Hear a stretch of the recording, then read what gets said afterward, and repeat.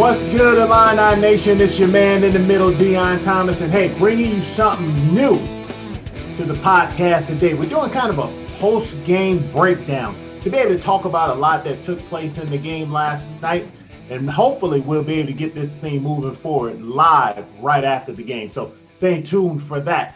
But on here tonight, I got my man Rob Dauster from Field of 68. We're going to talk some Illini basketball after the big win versus Indiana last night in the State Farm Center. So welcome aboard. Take the ride. What's going on, Rob?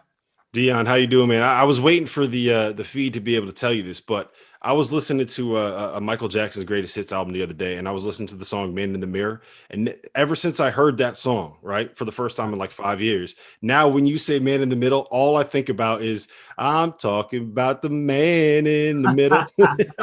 Yeah, you gotta love that thing. You know, for most things, I don't mind being put up there with the king. I mean, you know, there's some other stuff that I might not want to Yeah. But That song, though, that's a good song. Oh, that song is fire. You know Yep. that's one of the greatest. Fire. So yeah, man. Did you have an opportunity to watch the game last night? I did, and I'll tell you what, it's always fun for me to watch Ayo because it feels like there's a moment in every game where he's like, all right, I'm done playing around here. I'm just gonna go take this thing over and we're gonna win. And he did that about halfway through the second half yesterday. I think he hit 4 threes in the span of about 8 minutes. What was it, 18 points in 12 minutes or something like that. It just, when he went into takeover mode, Indiana just didn't have a chance. Well, you know what happened? There was during that time, during one of the timeouts before he was walking out on the court, and this isn't verbatim, but Brad, you know, kind of touching him like, okay, bro, it's about that time. It's time for you to be you, and you're right, and that's exactly what he did last night, and what he has done in the past. And watching this young man grow from the time when he came into a freshman to where he is now, man, has been absolutely phenomenal. I mean, it's just been crazy. You look at him physically, you look at him from on the court and the things that he's able to do. And he had a great quote in their press conference last night, where he was like, you know, I was coming off the pick and rolls, and in the pick and rolls, I was watching how Trace Jackson Davis was playing me. And he was like, so I would, you know, the first few times I'd make this play and I just throw the ball to the corner.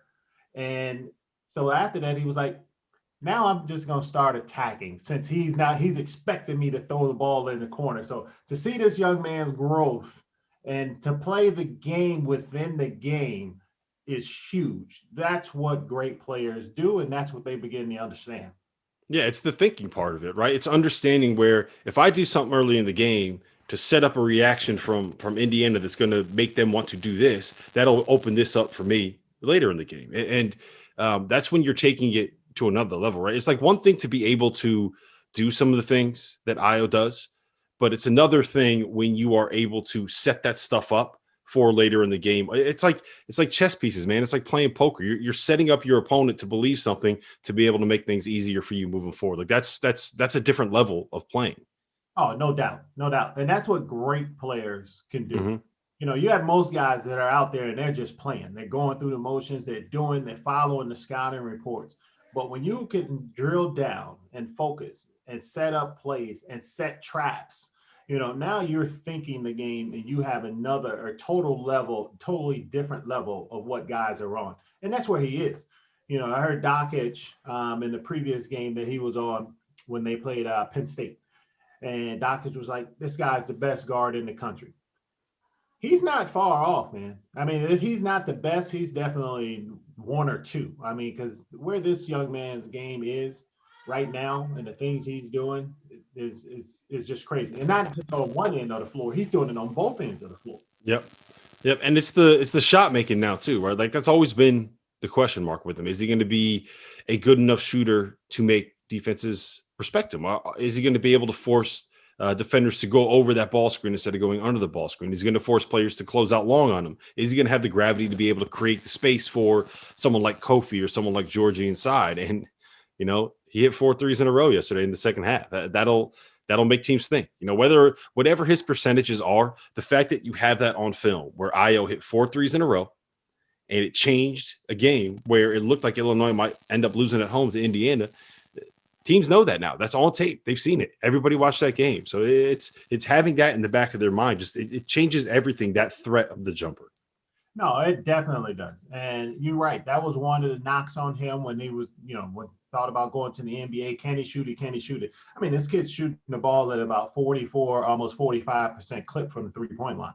Mm-hmm. And you've seen the progression of when his feet are set. And now, and I thought he was a pretty good shooter last year when his feet were set. Now he's to that stage where he can make difficult shots. They're not the easy ones where you're just you'll practice, like you flip it to yourself and you step in and you shooting threes. Yep. Those he was making. Now he's coming off of screens and he's making them, as you mentioned, guys are going under, he's stopping and he's popping. So it's the variety of 3-point shooting that has stepped up for him, and the percentage, of course, because now he's knocking them down, like I said, at about a 44, 45% clip. I don't know if that's going to last a whole year, but damn, is it good to watch right now when you're covering Illinois. And honestly, he doesn't have to shoot it at that clip, right? And it's probably going to end up coming down. Like, it's very hard to shoot 45% from three with the number of threes that Ayo takes and the difficulty level of the threes that he takes. But being enough of like I said, it's all about the threat, right? It's not necessarily whether you make the shot when it comes to being a shooter. It's the gravity that is created, the space that you create, because teams have to respect your ability to make that shot. So I think, they have to respect it this year. Maybe they didn't as much in seasons past, but they have to respect it this year. Let me ask you this, because I know he's your guy, Adam Miller. What's going on there? He's been in a little bit of a slump. Is this just a freshman where teams kind of figured out what he was able to do, and now he's got to be able to find that adjustment and get it right? Is it just sometimes shooters miss shots? Like, what's going on there? Well, I think it's a little more than shooters missing shots. Right now, if you watch Adam Miller play, he's pressing. Mm-hmm. He wants to do, and he wants to live up to the name of what everybody has put out there for him, and they know his ability and what they're expecting him to do.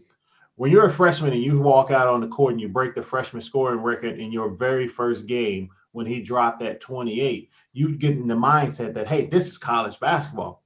No. that was more, those teams that you were playing were more along the just a notch above the competition that you play in the Chicago Public League in the CBS. Mm-hmm. I mean, but now you've stepped up into the realm of the big boys. All of these coaches in the Big Ten know what you can do because they were all recruiting you. So they know you can shoot. They know your tendencies. They've broken your game down because you're going up against some of the best athletes and some of the best coaches in the country. So what do you have to do? And this is one of the things that I wish I was close enough to him to tell him, slow down, young man.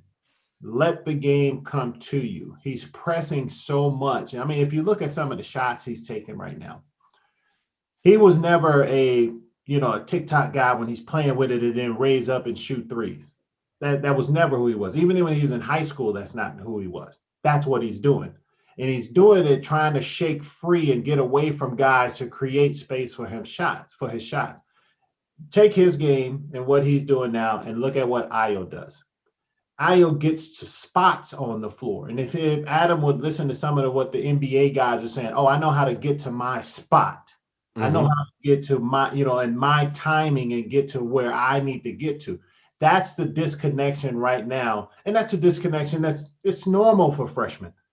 I mean, it's normal because you've stepped up into a different lane against better players, better coaches, better athletes, bigger, stronger, all of the above. Now you have to, notch up, not the physical part of it, but the mental part of it, just like we were just talking about with Ayo, the mental part of the game. And then you'll be able to find the holes in the defense. You'll understand where you need to go, what you need to do in order to get to your spot. And that's the thing that he's missing right now. I'm not worried about that. I've had some questions about that from other Illini fans, and I tell them, he's a freshman. Mm-hmm. Relax. By mid-season, and definitely going into the tournament, I believe he will have figured that out. Because one of the things, and this is a tip of the hat to him, this young man asks a bunch of questions. He's always questioning the coaches, trying to figure out how to get better. And when you have people like that, Rob, like I know, you'll put that together pretty quickly on what it is that you need to do. So he'll get there. He just needs to slow down a little bit. Yeah, I mean, he set the level of expectation all the way up here with that first game, and you got to know that when you're a freshman, like it's not going to be like that the entire year. You know, there's a famous saying in coaching circles: the best thing about freshmen is they become sophomores. So I'm not worried about him necessarily. He's got to figure some things out, and he's got to get going again. I don't think that Illinois can be the best team that they can be without him. You know, being like a guy that can get you 10, 12 points on any given night. But I don't doubt that he'll get there eventually. The other freshman I wanted to ask you about was Andre Curbelo. He's one of my favorite players in the country to watch because every time he has the ball, it's either going to be like a mind-boggling turnover or he's going to do something incredible. And it's like, I cannot believe that he just actually made that play. It's you never know what's going to happen, but you know it's going to be something that's wildly entertaining. El Mago, the magician. The magician, El Mago. I love this kid, man. I love his energy. I love the excitement he brings to the game.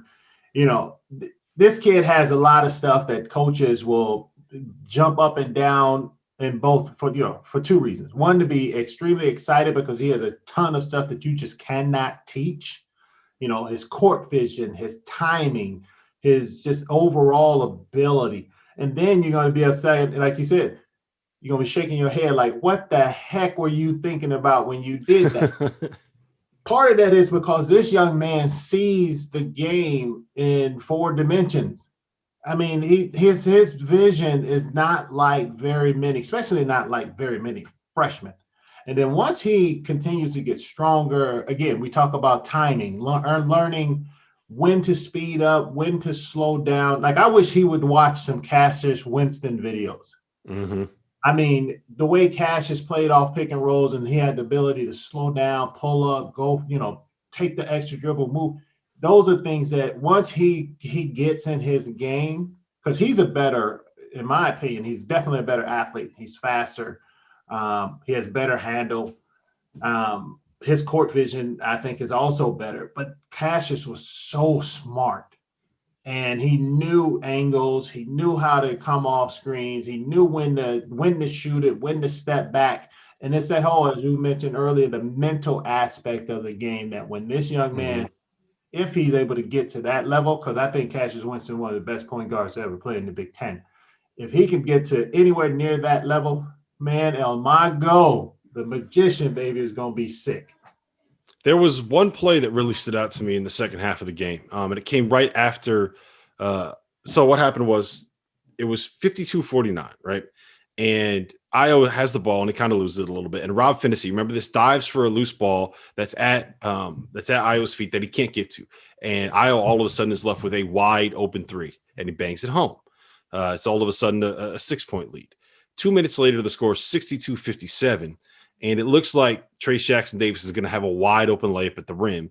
And Andre comes out of nowhere and like jumps a passing lane. I think he knocked the ball out of bounds off of Indiana, and Illinois ended up getting the ball back. So instead of having a layup that would have cut the lead to 3, Illinois got the ball back and went down and scored at the other end of the floor.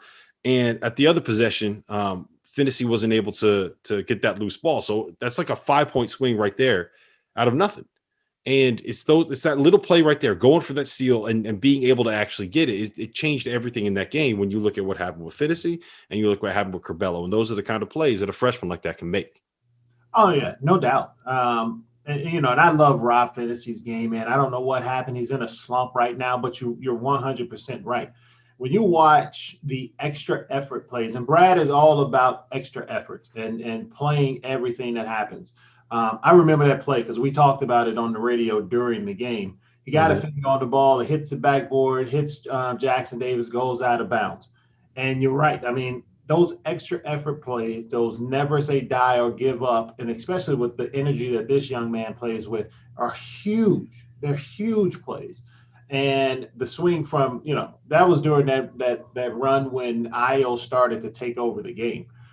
So I don't know if it was – I understand the hustle by Finney, but you got to realize clock situations because that clock was running down. You had maybe 2 to 3 seconds left on the clock when Ayo got the ball. You close out on him, now you make it a more difficult shot, and he was already on fire. So that did nothing but throw a little bit of gasoline on it when he knocked down that 3, man. And you're right. It completely turned the game around, and put it firmly in the hands of Illinois. Yeah, because that was right when they were making that run. I think that Indiana had been ahead for most of the game, and then Illinois had just taken the lead, right, for one of the first times in the second half. And then you knock down that three, and all of a sudden it's a 6-point game. And you're like, well, if you're Indiana, you've been playing as well as you possibly can, and all of a sudden you look up and you're down by 6 points with 8 minutes left. Like, that's not a good place to be at all. I did have one more question I wanted to ask you. Yeah. Next week, we have Illinois at Northwestern, in what could end up being a battle for first place in the Big Ten.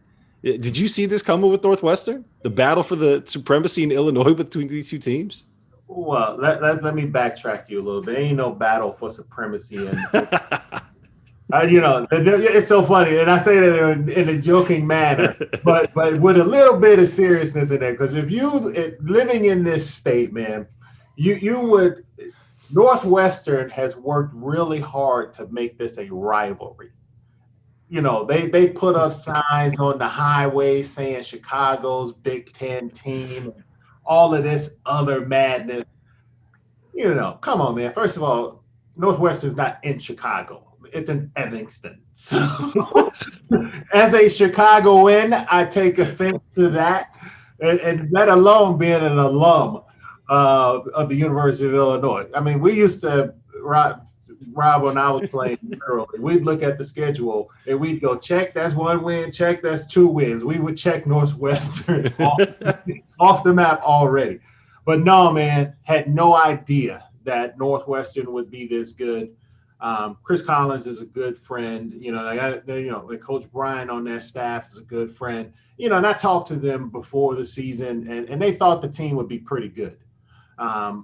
But they had no clue, I don't believe, that they thought it would be like this. I mean, the consistency that this team plays with, and Chris is a great coach. So, I mean, a lot of people, I don't think, give him the credit he deserves. He's at Northwestern. So Northwestern isn't skipping on any academic requirements to get in there. So you're playing, it cuts down your recruiting. Let's just be honest about it. So to get those kids to come out there and play the way they're playing, to be able to go out and recruit not just the high athletic kids that they have, but the high academic kids, and get them to follow your plan, has been amazing what he's done this year. I mean, they're playing great on the defensive end. And the way Boo Booey and the other freshman, I can't remember his name off the top of my head, but the way those guys are playing, man, and the big kid in the middle has really turned things around, because had no idea. But looking at these two teams and comparing them, this should not be a game. But again, Northwestern doesn't beat themselves. Mm-hmm. And Illinois has done a heck of a lot better job with fouls and turnovers this last couple of games than they had done in their previous losses. So if they can keep those two things down, it should be a 10-point game, because just from a talent level, Northwestern doesn't really match up. Well, I also think they're at a little bit of an unfair advantage, Northwestern is, because they've spent the entire history of their program, they've spent playing in front of arenas with no fans in it. And now there's no fans in any arenas. So I had to get that joke in there. I was setting that whole thing up just so I could get that one joke in there, Deon. No, but it's a good one though, because you're right. they already had COVID crowds. Yeah, there you go, man. There you go. Oh man. Illinois is good. All right, so let's wrap up with this. Big picture, where do you stand on Illinois right now? Do you feel as good as you felt about them in the preseason? Better, worse? Like, where are you on this team long term? Big picture. To be quite honest, I feel better. I feel better, and I mean, people might be surprised by that, because they have played so well, and their 3 losses have been to really good, teams. All of them have been ranked. I mean, from Baylor on down. But I feel better. And the reason I feel better is, we talked about it earlier, Adam Miller hasn't figured out just yet how to be a collegiate player.